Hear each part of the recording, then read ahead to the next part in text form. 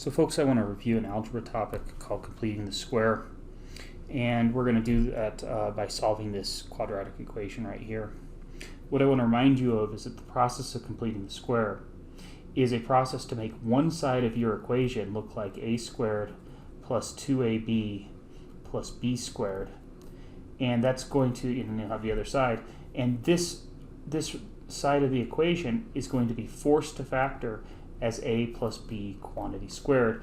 This is called a perfect square trinomial, and the process of completing the square is to add something to both sides of the equation so that you're able to factor one of the sides this way.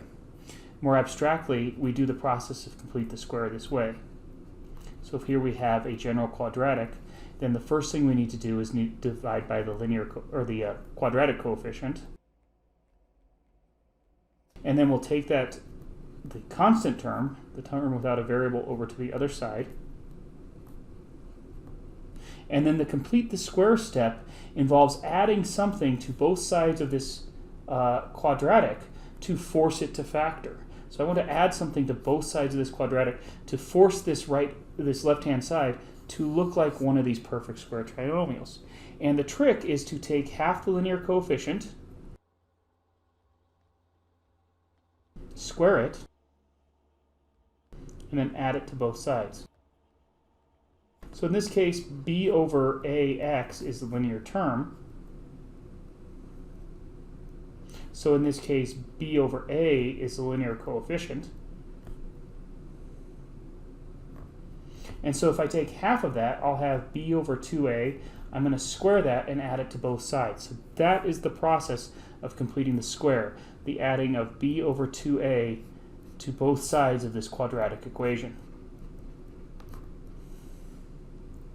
And you can verify that what we've just constructed is a perfect square trinomial, and so that left-hand side will factor simply as x plus b over 2a quantity squared, and then we'll have just whatever's on the right-hand side. So let's go ahead and do that process of complete the square for this particular quadratic. Here we go. So in this case, there's no quadratic term, quadratic coefficient to divide out. If there was, that would be my first step to divide that out. But I'll go ahead now and take the constant term over to the other side. And now I'm ready to complete the square. To do so, I'm going to take half the linear coefficient, then I'm going to square it, and that's what I'm going to add to both sides. So let's add to both sides 7 squared. So that gives me r squared plus 14r plus, and I'll go ahead and write this out this time, plus 49. And then on the right-hand side, it's however the chips fall. In this case, we have, I think, minus 9. But notice that the left-hand side of this, and this is very easy to verify because there's no fractions in it, the left-hand side of this quadratic is now a perfect square trinomial. It now has this form, a squared plus 2ab plus b squared. So we can factor it, and I sort of actually factor these without even considering whether they factor. I just go ahead and write it. I know that when I do the process of completing the square, and I added this 7 square term to both sides, that I'm going to get r plus 7 quantity squared when I factor that. So now I'm ready to solve for r, and we're almost done with the problem.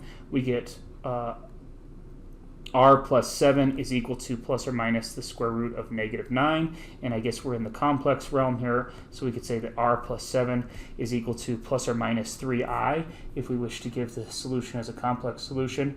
And then we're ready to solve for r. We get r is equal to -7 plus or minus 3i, and here we have the two roots to this quadratic equation that we obtained through the process of completing the square.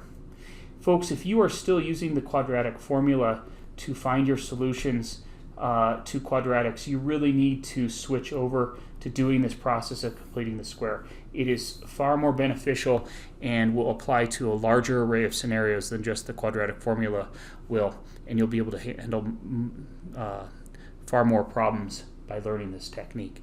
So that's a quick review of it. Let me know if you have questions.